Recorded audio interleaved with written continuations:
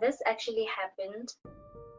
I was sexually harassed in the 9th grade, and I was in a full class with students and a teacher present. This happened with 2 boys, both on separate occasions with each of the boys. And then a few days later, another incident took place within the same situation, whereby there was a teacher present and there was a classroom full of children. And the same day when the second incident happened, I went back home and I told my mother everything. And mind you, she was livid. She immediately called my father the same night, and my father was equally as livid, if not more. My mother actually asked my father to go to the school and talk to the principal, and that was actually arranged. I gave, you can say, an informal statement, but it was not written down, it was not documented at all. And the deputy principal called in the 2 offenders, and all they did was ask them to apologize. They simply said, apologize to this young girl and her father, because the father is actually threatening to inflict some violence or physical harm to them should the situation persist. They were just asked to apologize, and nothing was done at all. Gender-based violence, a worldwide problem and everyday reality. It takes place in the street, on the bus, at home and at school. More than ever, gender-based violence has also infected our virtual spaces online and everywhere in all forms. The impact is crushing. Professor Helen Cahill, University of Melbourne. So important to focus on gender-based violence prevention in schools for 2 reasons. One, it negatively impacts on participation in learning. The other thing, of course, is it affects people's well-being. So when people are the victims of violence in any form, they're more likely to suffer from mental health distress. But those who involve in perpetrating violence are also vulnerable. So in the long term, people who engage in forms of violence as young people are much more likely to go on and repeat those patterns of violence in adulthood. How can we measure the breadth and depth of this violence, especially when children and young people are the target? Manuela Balliet, Together for Girls. The Violence Against Children and Youth Survey's findings reveal that an overwhelming number of boys and girls are victims of all forms of violence before age 18. And this happens in the child's immediate environment, at home, in school, and in the community. Approximately 3 out of 5 girls and 2 out of 3 boys experience any type of violence in childhood, physical, emotional, and sexual. Girls face particularly high risk of sexual violence. Often people think of violence as just physical acts, but when we're using this term, we're using it very broadly to include all forms of hurt and harm. So, for example, sexual violence, psychological or emotional violence. And this violence could take place face-to-face, or it could take place on social media. Once we understand that violence can take many forms, we're then ready to switch on our lens around the gendered nature of violence in schools. When we switch on our gender lens, we can see things like typically girls are victimised in certain ways, chiefly by boys, but not only by boys, and that boys are victimised in certain ways, almost always by boys. So we see patterns, and the patterns are gendered.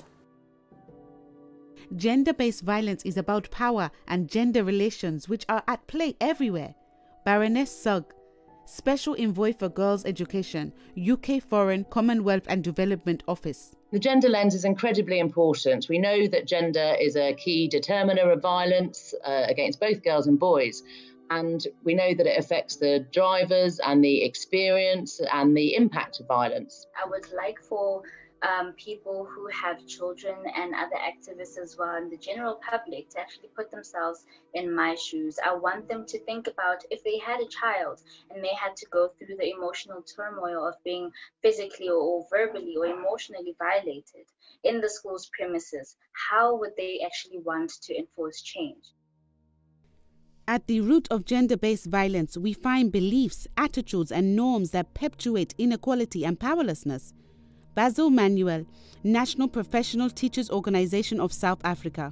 Part of the problem being that there are attitudes, practices that are allowed, which in the eyes of the rest of the world is gender-based violence, but it has become almost institutionalized and accepted. It's become normed.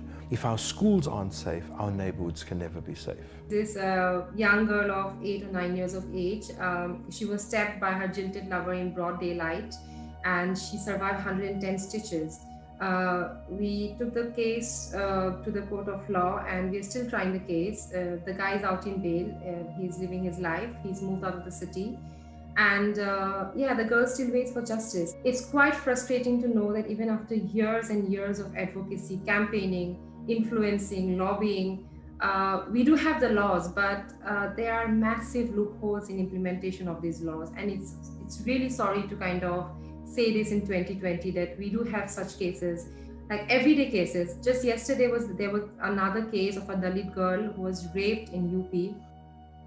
Founder and Chief Executive of the Study Hall Foundation, Dr. Urvashi Sahni, talking about the same incident. We were meeting yesterday, and I was meeting with my whole team, and we were all really feeling helpless, outraged, sickened, heartbroken, and helpless, because we've been working at gender equality through education for such a long time. And we were just wondering, does it make any difference? And we came to the conclusion that yes, it does. And how does it make a difference?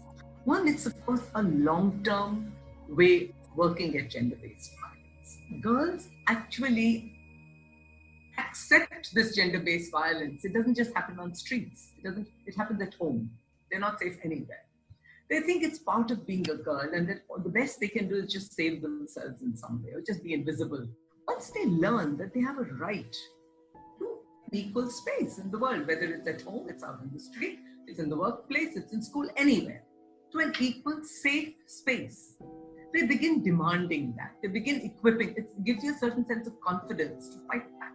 So we've got an opportunity when children are at school to set up the kinds of respectful relationships between the genders and within the genders that we really want to have persist into and through adulthood, so that these young people also become parents who are able to raise their own children in ways that teach respect for diversity and difference, and particularly respect across the genders. Schools can play a significant role in addressing gender-based violence. Education International President Susan Hopgood. Teachers are the ones that are in the classroom with the students every day. And we can take the lead in interrupting the gender norms that really do underpin gender-based violence. And we can do this through our classroom practices. And very, very importantly, we can do it through the curriculum itself. The most important starting point is finding a way to make teachers understand what gender-based violence is, not just in the abstract, but as an issue that they know because they've lived it themselves or because they've been close to someone who's experienced it. So therefore, a human-centred approach is key to supporting teachers to play an active role. Schools can also be sanctuaries. They can be safe sanctuaries for girls in several ways. One, the whole culture of a school, which is non-violent. It should be non-violent, it should be caring, it should be safe. Secondly, the school becomes a support system for the girls, which can be extended to the family. So if they're in trouble, teachers can intervene. Our students feel that, they have the teachers' back. The teachers have their back. They have their teachers' support. And then the school accesses services of child protection services, of child welfare services, child helplines, of the police, which girls by themselves probably feel helpless and can't do. They get a voice, and that voice is amplified or supported by the voice of teachers in schools. The schools make it their business to make sure that girls are safe, not just in their schools, but at home as well and in the street as well. How does gender-based violence pass from one generation to the next? How do boys learn to be violent? Dean Peacock, Promondo. So schools provide us with an incredible platform to address intergenerational cycles of violence. We know that by far the strongest predictor of a man's use of violence is his exposure to violence as a boy, particularly exposure to domestic violence in the home. And most young people walk around traumatized and confused by the violence that they see at home. They don't have anywhere to discuss it, to understand it, and to make sure that they heal from that violence. Schools are obviously, an ideal platform to provide mental health and psychosocial services to children exposed to violence. And unfortunately, in most countries around the world, there simply are not enough school counselors and school social workers. Then, of course, there's the education of boys. We need boys to start looking at girls differently, thinking of them differently, and behaving differently, and treating them differently. So when you work with boys on this and you try to deconstruct toxic masculinity, you're also trying to get them to look at femininity differently, to look at women differently, not just as bodies, but as human beings, as persons, deserving equal respect. You need to educate boys out of this toxic masculinity, where one, they learn to think of women's bodies as just bodies, and women just as bodies and objects. And secondly, they grow up with a sense of entitlement to use these bodies the way they will, where consent doesn't figure. And so who is going to educate them out of this mindset? Education gives you a huge opportunity.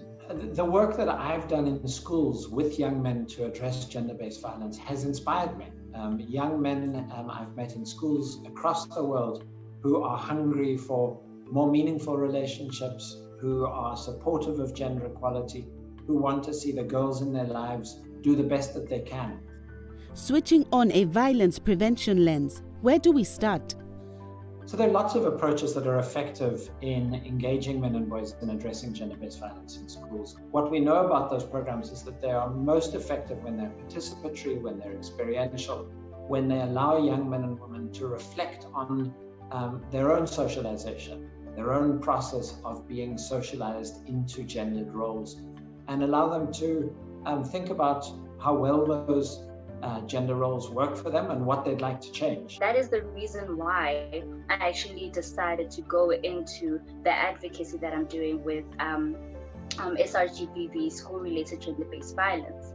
And that is one of the things that I truly focus on and use my story and actually think about the things that I would have liked in that point in time that could actually help myself at that point and all other girls and boys who may be facing the same situations or not worse. Switching on the gender lens, along with the violence prevention lens and along with the vision for a fair and good world, is a really powerful starting point. But it's not enough. So as well as focusing on what we want to build, we have to have the skills to carry out our vision. What skills do we need to prevent gender-based violence? So the skills work in gender-based violence prevention education crosses over with what we call social and emotional learning. And it's where we explicitly grow the personal and social capabilities, such as being able to understand and manage our own and other people's emotional states, such as being able to express our needs and requests in respectful and assertive ways rather than using aggression or submitting to undue horrible acts on the part of others. We're trying to grow social skills, and the way to grow social skills is to use them. And so children have to socially engage with each other in the learning activities. When they hear each other doing this work, they feel a sense of intimacy and connection to each other, and a very powerful form of recognition takes place. They recognise each other as human, not just as boy or girl, not just as dominant or rejected, not just as smart or not quite so smart in your scholarly work. And this is a very powerful thing to create in a classroom. Critically important is making sure that you have a whole school approach, that the administrators, the teachers, the coaching staff are all on board and repeat the same messages, provide the same role modeling of gender equitable behavior. Ending gender-based violence in schools need to involve the whole school community. Lydia, Madyirapanze, FAWE, Zimbabwe. When we look at a school, we should take it as a community. So the school is not the teachers and the learners themselves, but it includes even the non-teaching staff that are in the school. It includes the people that interact with the school in one way or the other. There is need for that comprehensive approach where we involve everyone who forms the school community. Our whole school approaches, if we were to look at them, they are student-centered. I actually want the students as well to also take the action themselves. If you see something, say something. Do not wait until the last resort, or do not wait until the worst happens to actually say something, because if another person is actually in distress and they do not find it comfortable to report the situation, then you can be of guidance and you can be of help to that person. So those are one of the things that I would actually want people out there and people looking at this right now, watching this, to actually think about and make cognizant decisions in actually wanting to enforce change. The best way to end gender-based violence is to prevent it from happening in the first place. We all have a role to play.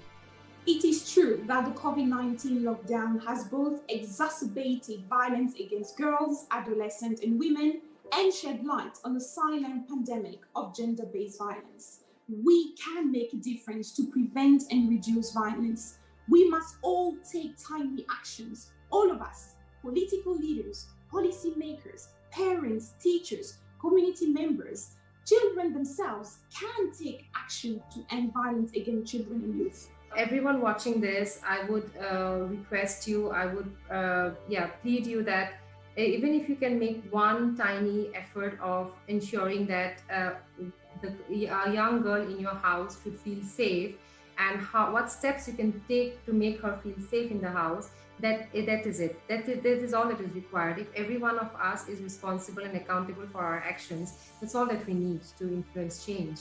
And all of these changes kind of accumulate and make big policy changes. So all of the changes that we want, or the changes that we really aspire to make a gender just society, or to create safe spaces for everyone, it starts from you and yourself, and you need to make that change.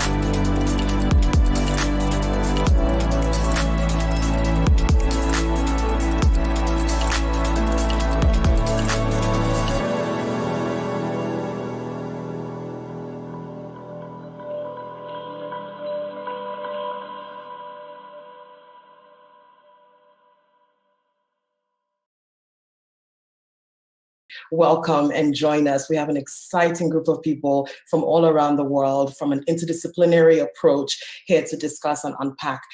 Before we start introducing everyone that's here today, my name is Fatou Wuri.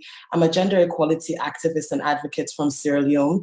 I currently work for UNICEF as an emergency specialist looking at the use of digital technology in the humanitarian space, and I'm based in Geneva. It is an honor to be able to introduce you to our group, our panelists, such an accomplished group of actors, heart space actors is like what I like to say, and people coming from all parts of the world, as you will see, from India to South Africa to the United States, and some of us here based in Europe, and also learning a little bit more about how they're interacting and working daily to eradicate, to end, to combat gender-based violence. So we'll start first with Madeline. Please do introduce yourself. Over. Thank you, Fatou. Hi everyone. So I'm happy to be here as well. My name is Madeline Kennedy McFoy, and I'm based here in Brussels at the headquarters of Education International. EI is the Global Federation of Teachers, Trade Unions, and Organizations, and I work on gender equality issues, including GBV in education. Thanks. Thank you so much for being here, Madeline. Over to you, Ninkozo. Sorry, you're on mute. We can't hear your wonderful voice. Sorry. Hello, everyone. My name is Nkonzo Mkize. I'm currently based in South Africa, in Durban. I come from the University of KwaZulu-Natal. I'm a student and started a student-based organization informally within the university called the Gender Activist. And what we do is we look to understand and address gender and sexual violence on campus among students and the university community at large. I also work with queer youth in township schools to understand their experiences within their context, as well as young women and women in rural areas in addressing sexual and gender-based violence. Thank you. Thank you for being here today. Very excited to hear your perspective. Over to you, Sophie. Hi, everyone. It's so wonderful to be here with you. I'm Sophie. I'm based in the United States, in New York, and I'm here representing Chalk Back. So Chalk Back is a youth-led global movement against gender-based harassment and gender-based violence. And what we do is we actually use chalk on the streets to raise awareness and write about people's stories and experiences of gender-based harassment and gender-based violence. So I'm really excited to talk more about youth activism and can't wait for the discussion. Thank you, Sophie. And Lena? Thanks, Fatou. My name is Lena. I am the executive director of the Arab Institute for Women. That's at the Lebanese American University. We're based in Beirut, but cover the 22 Arab states. This is an institute that works at the intersection of academia and activism. And it's actually the first of its kind in the Arab region, 47 years old. And that also makes it one of the first in the world. So it's an extraordinary place. I've been doing that for 5 years. And before that, did about 2 decades of work on gender-based violence in humanitarian emergencies around the world. Thank you, Lena. So good to have you here. Urvashi, all the way from India. I know it's late, so thank you for joining us. Over to you. Thanks, Fatou. So, hi, everybody. I'm Urvashi. I work with an organization called Breakthrough. I've been with them for almost 15 years now. We have, our work based out of India as well as the US. We also we have been using media, arts, and culture really to talk about issues of gender-based violence. And along with that, we merge the two strategies of capacity building, leadership building, so to say, and community outreach, really. Currently, we're working with almost 400,000 adolescents in India with our curriculum called Taro Ki Toli, or Gang of Stars, which has had great results. So I'll be happy to share our learnings from there. Thank you so much. This is our conversation. We're here to talk to one another, to talk about what we do in our daily lives, in our work, what drives us, what is working, and how we can do better. Nothing was done at all, right? That was repeated twice in the video. So we know that there, in many ways and in many spaces, we continue to fail women and girls, boys and men. But we know that there's a role that each of us can play. We're doing it. We're doing it as actors. We're doing it with our communities. So I want to start with you, Madeline, thinking about Education International, right? The role of teachers in combating and ending gender-based violence. What are some of the approaches you see in your work that you think are really important and opportunities for scale, or at least can give hope in this? Over. Thanks. So yes, the comment that nothing was done, and I think some of the reason why that happens, that there's a silence, that these are issues that are taboo in a lot of countries and in a lot of contexts, so that even if people are standing there witnessing it, it's very difficult to speak up, it's very difficult to take action. So at EI, we've had a program that ran for 4 years called Education Unions Take Action to End School-Related Gender-Based Violence. And I think the key thing about that program was the fact that it was very human-centered. It really got the participants to think about themselves, not in this disembodied, abstract way as people trying to make change happen, but as embodied beings who know intimately about violence, either through what they've experienced themselves or through what they know. The statistics tell us that in this world, very few people are going to escape some form, very few women and girls in particular are going to escape some form of sexual or gender-based violence. So we are intimately knowledgeable and familiar with this issue. And I think, as the EI president said in the clip earlier, teachers are in the classroom. So I think there are three ways in which they can really work on this topic. Through the content of education, through what's in the curriculum is one really important way, through their own pedagogy, how they go about teaching and what they're teaching in the classroom, and then through their own praxis or their own practice, how they model the behavior, how they go about addressing conflict in the classroom, how they go about finding ways that don't involve corporal punishment. Corporal punishment is another form of violence that takes place in an everyday setting in a school. So for teachers to really have training on how to come with those different approaches and different methodologies, for teachers to be trained so they know how to intervene when they witness violence taking place. And also from a union perspective, the unions have a very important role to play in terms of adopting codes of ethics. You know, it's an ethical issue for a teacher when we're talking about gender-based violence, you know, where they can be perpetrators as well. Let's not shy away from the topic. Everybody in a schooling environment can be both a perpetrator and a victim.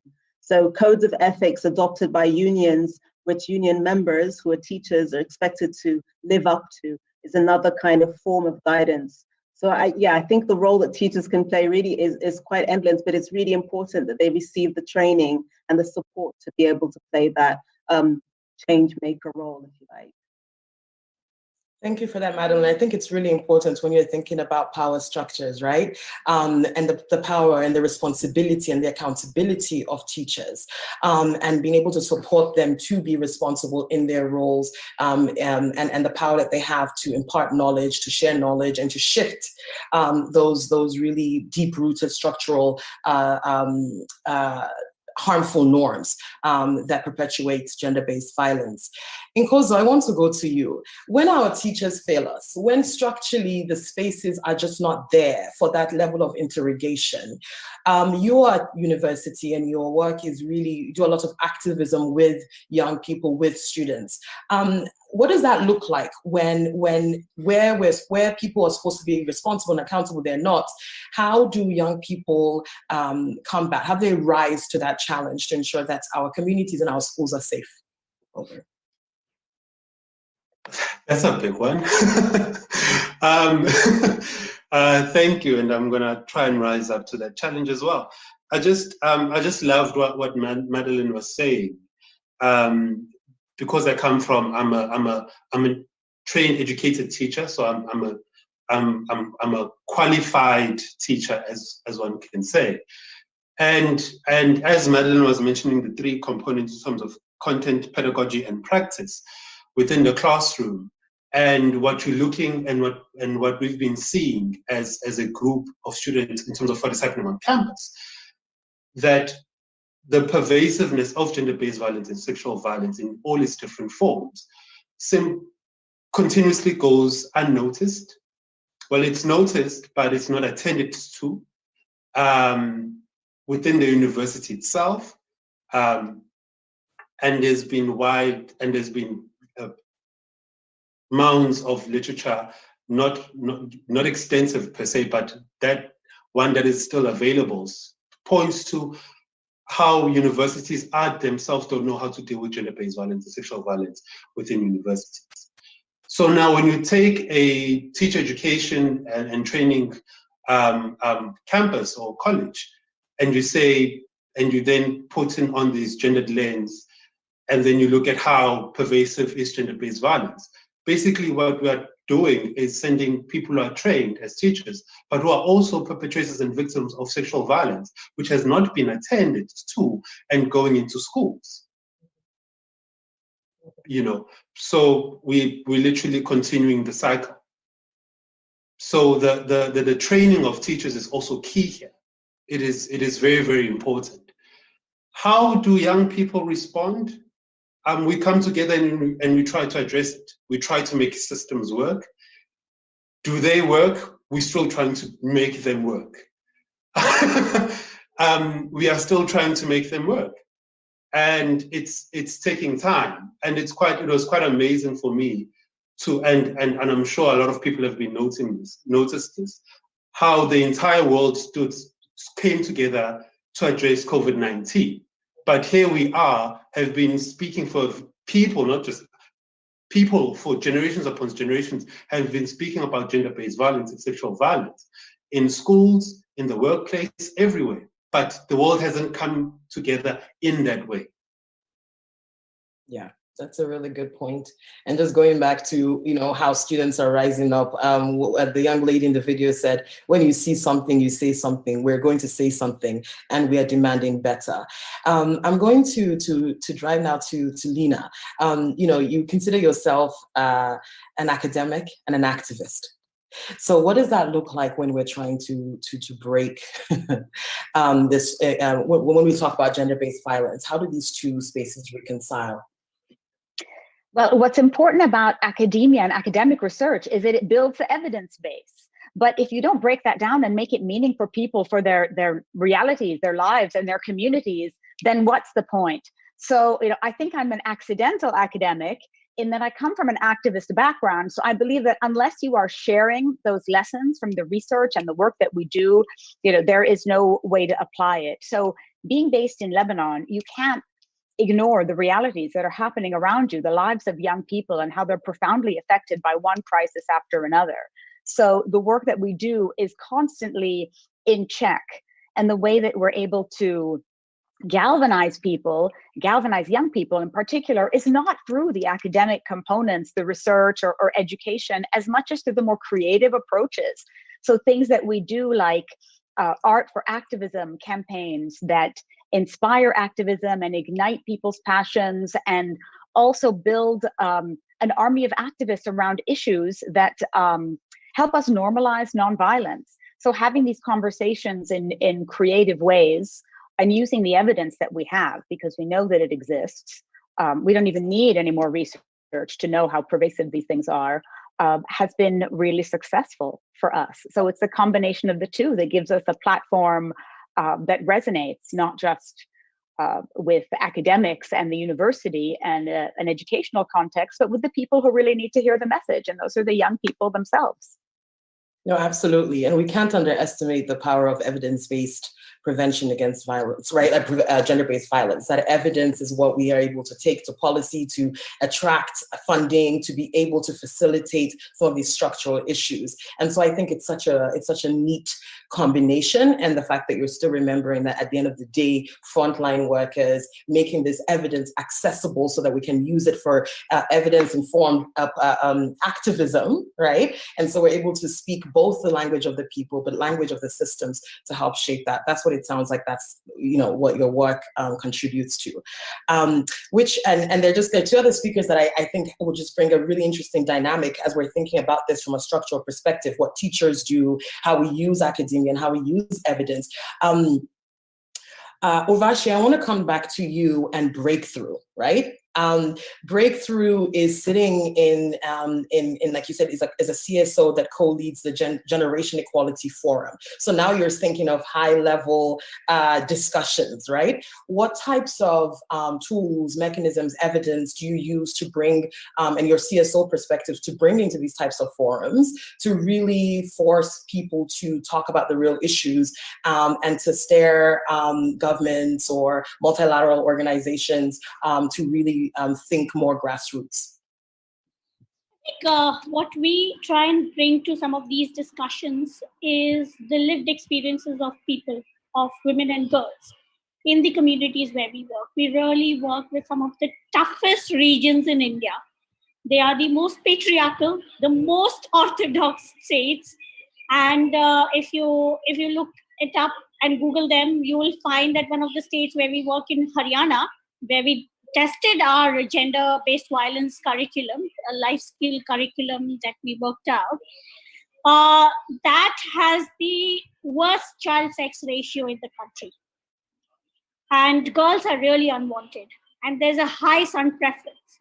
So really challenging norms and how do you build a conversation with both boys and girls, and starting really young. Starting in a space where there is so much of a backlash just on the identity of you being a woman or a girl can change the dynamics of your whole persona. What you aspire, what kind of rights you are able to access, what kind of privileges you have, the entitlements you have, that everything just shifts that dynamic. I think that's the perspective that is needed to be able to influence some of these decisions, and those lived experiences of women and girls, along with evidence. I think I completely agree with Lena when she said that just brings a new dimension to add to, and you are able to then lay out some very concrete suggestions as to how do you move forward to change this narrative which promotes gender-based violence. Even though it's a pandemic, there is more resources going in for COVID, but really not to address this issue. So that's super important. Sophie, coming back to what, when we're talking about challenging norms, coming from what Urvashi is saying, you do it in the most explicit way, outside of the classroom walls, but in the community. Can you talk about how young people are leading this very vocal, unapologetic movement, and really forcing all of us to remember that our communities aren't safe enough? Yes, absolutely. So just a little bit more background about Talkback. So the process of what we do, we have about 100 Instagram accounts around the world, and we ask people to actually submit their stories of harassment, whether it's on the street, whether it's in school, whether it's on public transportation or online even. We ask them to send us anonymously their stories, and then we actually go outside and write those stories, like I mentioned before, on the streets in colorful chalk to raise awareness and show people what's being said. Or for those of us in the Talkback community who can't go out and write on the streets in chalk because of the context, they use graphics to raise awareness online on social media. So I think what's been talked about is so important. How can we engage young people in kind of fun, creative methods of activism that can really, when the structure of the school isn't enough, when there isn't enough in place in the school, to go outside of that and work with activists and young people to challenge what's going on in the school and what's going on in their lives. So what's been really exciting about Talkback is we've seen how young people have come together and created this huge global movement to address a lot of the harassment and gender-based violence that they're facing in school and on the streets without getting permission from the school or without having any sort of organization behind us. We've been able to go out on our own and really do this exciting project that's made a huge impact in a lot of our communities. Great, thank you. All right, well, listen, it's really been interesting just going around and seeing how, even though you're all coming from different approaches, they're all just needed and they're unique, and they're all coming back to the heart of the matter, trying to shift power dynamics, challenge social norms, harmful social norms, and also ensuring that we support all members of the community to be able to end violence. I'm gonna come back to maybe you, Lena. I'll come to you and we'll go around again. We have this, in the world, we have the slogan, right? Like, educate a girl, educate a community, right? And so let's come back to the heart of education and the role that we can all play. That has been the multilateral slogan of the day. All the ways if we just invest in this young girl, her life will be transformed. But we know that, our schools are unsafe. Gender-based violence happens not only in schools, it happens in homes, it happens in communities. In your work at the university, but also as a humanitarian worker, can you really speak to what we need to be doing better more concretely? You've been in this field for a while, so you've seen the persistent challenges, the mistakes we keep making over and over again, but also the real opportunities that we can capitalize on today. So we'd love to hear your thoughts. Well, I think there are lots of challenges. Even on a good day, I think this is a tall order, making sure that schools are safe, that they're modeling nonviolence, that they have respectful, inclusive, diverse, equitable behaviors in the curriculum, on the playground, everywhere related to that experience. But the challenge is getting everybody else in the community to align with those messages. It's one thing if you've got it in a school context, but that could create a bubble. And if media, religious institutions, family, and community are not on board or are contradicting contradicting those messages, you're creating a lot of confusion for this young person who is hearing one thing and then, seeing and doing and learning another. And, you wonder which institutions are really more pervasive and, who wins if it's a battle of different values. The other challenge is all of this is magnified in the context of conflict or insecurity, or now in a global pandemic. Every time we face these kinds of challenges, an already difficult situation becomes so much worse. So for COVID, for instance, we've moved everything online, and we forget that not everybody has access. So, who's included and who is left behind, and what problems have we perhaps solved or avoided by being online, but what have we created? The idea of online violence and all those kinds of things, and social media and a permanent record of things that end up being really detrimental to young women, to girls. So, we have a lot of challenges that, we're not sure how to overcome. I still think there are a lot of opportunities, and I think if messaging is done right in schools, if teachers are on board, if the playground, or any kind of those in-between times, I think are so strategic in the way young people interact with each other. And if there are safe spaces to report, if the school and all of the values, across the board are about inclusion and diversity and equality, we stand a better chance. At least young people start to question those things and maybe take that home and challenge what could be contradictory messages at home and in the community. But, this is a long fight, and we need to spread that message as far and wide as possible. Absolutely. Nkozo, come back to us. I have a quick question, just coming off what Lina was talking about thinking about diversity, thinking about inclusivity, making sure that everyone, we constantly talk about youth as just monolith, right? Yes. It's girls, it's boys, it's this person, it's that community. Right. In your work, I know that you also work with queer communities. When we're talking about violence and violence in its fullness, in its totality, from physical violence, emotional, psychological violence, all the ways in which we make people feel unsafe. With your work working with young people who identify as queer, how is this conversation also being integrated in the broader conversation around gender-based violence?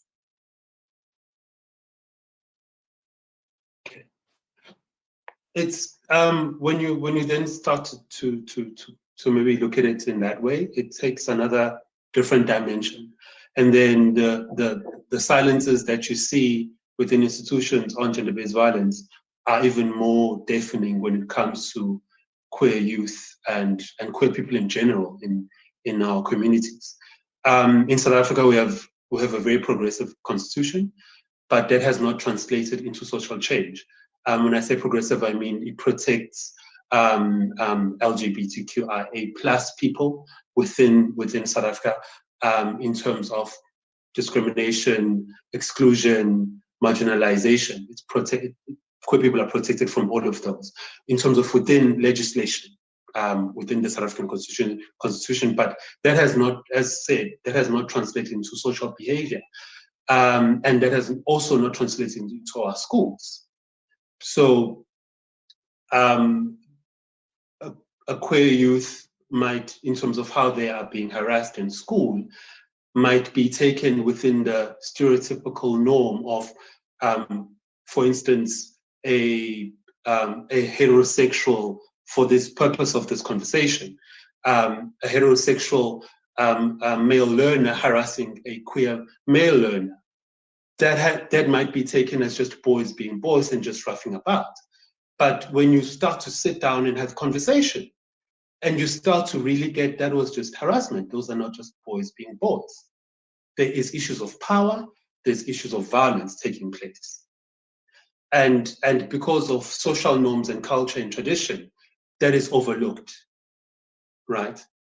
And it even goes beyond that in terms of, no, he needs to be toughened up because he's not a boy, whatever a boy means within that social context.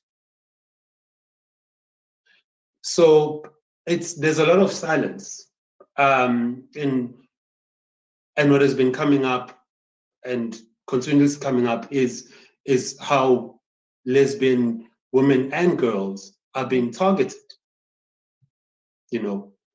Some call it corrective rape, but it's rape. Right. You know, and that is accepted within communities. Because how dare you love another woman if you're a woman? So yeah, and our institutions in terms of police services are not really educated. I don't know how to put it, you know. Forthcoming in terms of attending to such cases.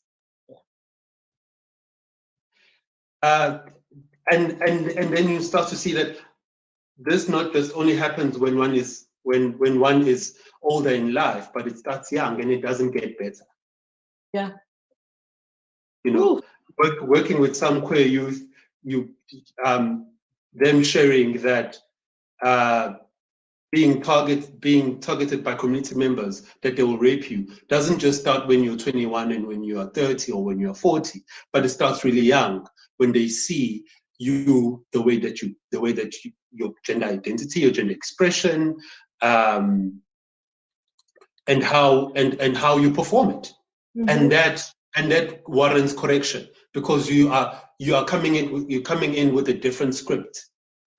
Yeah. That is against, you know, social culture and community beliefs. Yeah.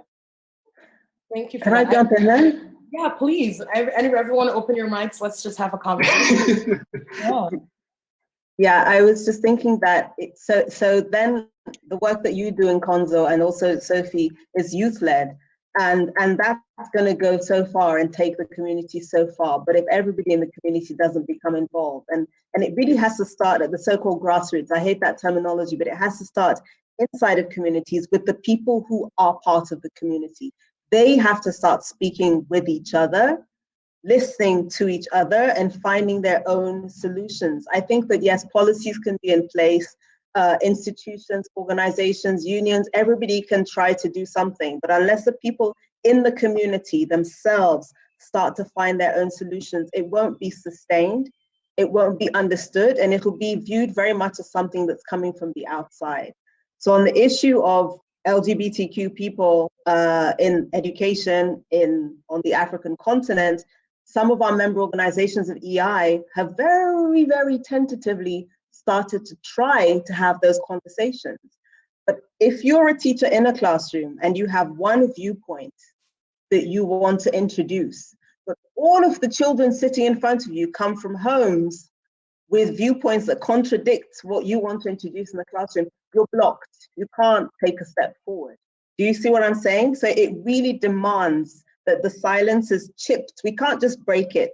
Actually, it's a long process. We're chipping at it, you know, take your small hammer and your small chisel and you're chipping away at it little by little, little by little, little by little. I love that. Can I jump in? Yes, I have a question before you jump in as well. How do we do what Madeline was saying? That chipping, as an African, I'm like, hey, we have to break. But yeah, and how do we do it safely?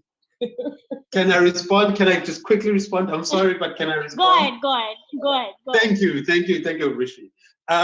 So I've been privileged enough to work within a center called the Center for Visual Methodologies for Social Change, and it is within participatory visual methods and working within communities that, as you say, Madeline, change can start to happen. Starting with communities from the beginning, from the very beginning.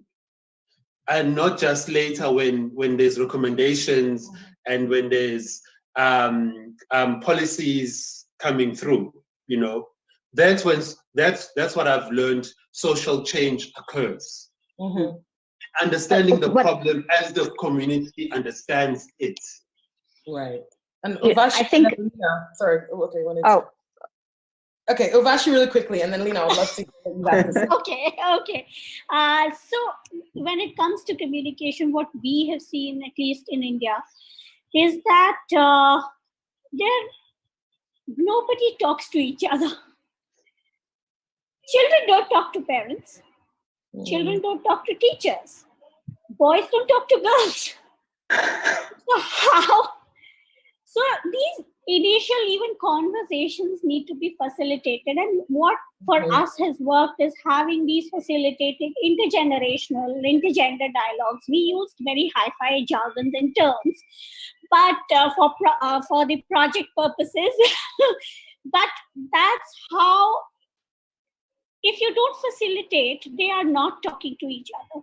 And what we also recently found out during the COVID process, some research we did, we figured out that there is also no family time, so to say. Right. So they don't come together as a family. They're, even for meal times, separate groups have separate dinner times. Yeah, so there is no one meal that the whole family kind of sits together and has. So there are very few spaces where people actually come together to speak. And I feel that's really important to even start a process of having a reflection or being able to listen to the other's point of view, that you need to talk. And how does that happen is something that all of us have to work out in our own spaces in different ways. Absolutely. Lena? I wanted to add, in terms of chipping away at this and making sure everybody's on the same message, that we can't underestimate the role of the galvanizers and the agitators and the insiders who are already doing the work. You know, some of us who kind of go from country to country, we need to find those people. It's our responsibility, actually, to work with those people, to bolster, to support, to give the tools and resources for them to help spread those messages that they've already been spreading. Because there are these perceptions that things like equality, like feminism, whatever, are imported and imposed concepts, and they're not. And everywhere that I've been, and everywhere that you all have been, and everywhere in the world, those movements already exist on the inside. So, you know, if you're looking for allies and looking for the people who are the change makers, they're already there. And if we want to make sure that families, that communities, that the media, the role models, religious institutions, anybody else that might contradict whatever messages we create in the bubble that is school, you know, we need to make sure that we're using those people on the inside. That's an army, and they are powerful, and they're already doing the work. I love, you got lots of claps as you said that. Sophie, I'm really curious. I mean, the utilization of social media, this public spaces you occupy, the diverse group of young people you work with. How do you do this safely? What is interaction? I mean, what are your reflections based on what we're saying here? How do we foster communication? How do we already tap into support, just implore, celebrate people who are already activists and doing the work on the ground? Yes, absolutely. That's something I wanted to say. Young people are already engaging in this work, and young people are so hungry to be engaging in this work and so passionate and so motivated. And I've seen that with my community with Chalk Back, just the excitement and the passion and the joy really that comes from being in this global community. You know, we have activists literally all around the world. You can find them. I should mention to those of you watching, if you do search Instagram, cat calls of, and then your city. That's how you find us on Instagram.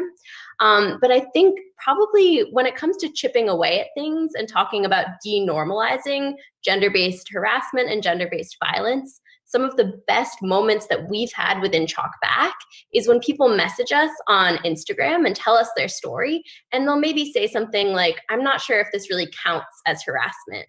Maybe this is just a normal part of being a girl. This is just part of my experience. And then we're able to say, no, you're right. That was uncomfortable. That was unacceptable. So I think some of the most exciting activist work that we're doing within Chalk Back is validating people's experiences and telling them, no, your gut feeling is right. That was not okay. That is gender-based violence. That is gender-based harassment. So I would say, just going off of what everyone is saying, chipping away can start from those one-on-one conversations on social media. We also have public events where we talk to people about what they're facing. So it really does come from conversation and dialogue, raising awareness and having people share their stories firsthand. We've got a couple more minutes, but I want to just turn it to everyone. Your mics are on, so please just feel free to jump in. This is a community. We've, you know, the theme, the recurring theme is this chipping away / this breaking, right? What is your vision for that? You know, we've been doing it for a long time. We're standing on the shoulders of many people. We're standing on the shoulders of people who've been doing it in the past, who are doing it right now with no recognition, limited resources, putting their lives at risk, and we continue do it regardless. So in celebrating all of that, the gains that we've made, the challenges we continue to have, the need to just knock down some doors and some walls that just need to be gone already. What is your vision for chipping away to everyone who is watching today? So anyone can start.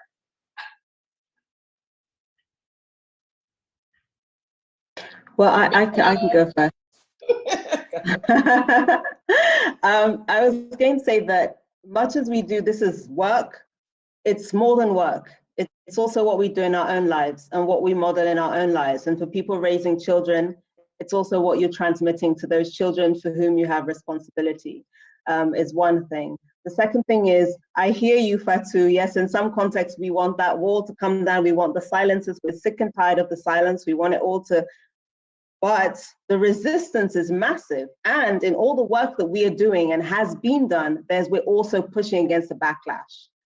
So we have to remain focused. And that's why I think the chipping helps us to focus and remain on target, that we're continuing and we will keep going for as long as it takes.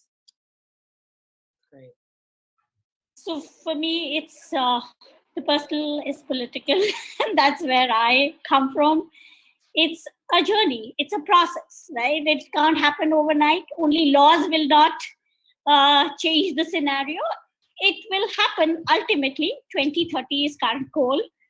Hoping, really hoping hard that we reach there by 2030 and we are able to see the shift. I think young people have the key. If there is this momentum where young people are coming together, I think we need to just invest in them, have more co-creation, help them articulate that vision into something that will change these dynamics. Thank you.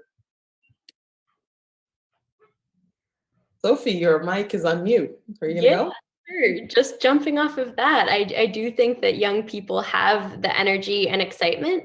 Then going off of that, I think intergenerational dialogue and knowledge sharing is so key to moving forward as a collective.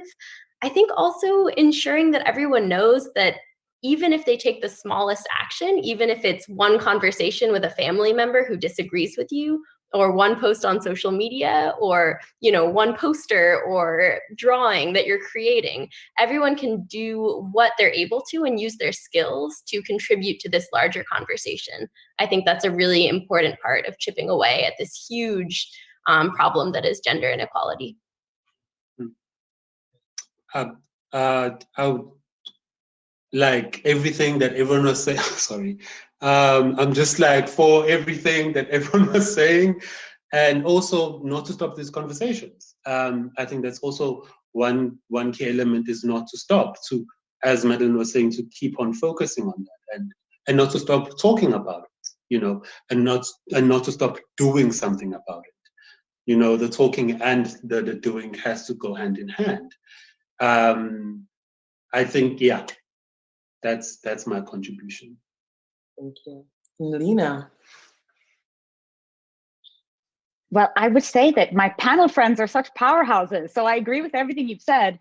I love the idea of doing what you can from where you are, start where you stand, and there's something that you can do anywhere, in any space.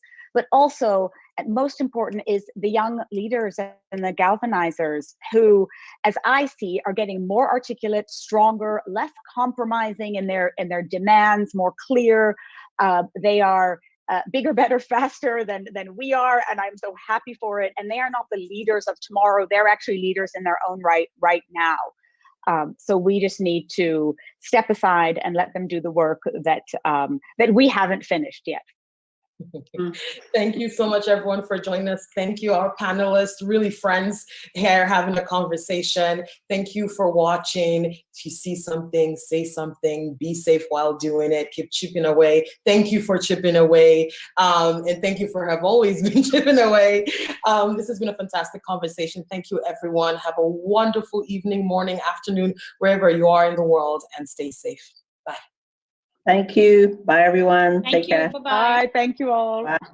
Bye.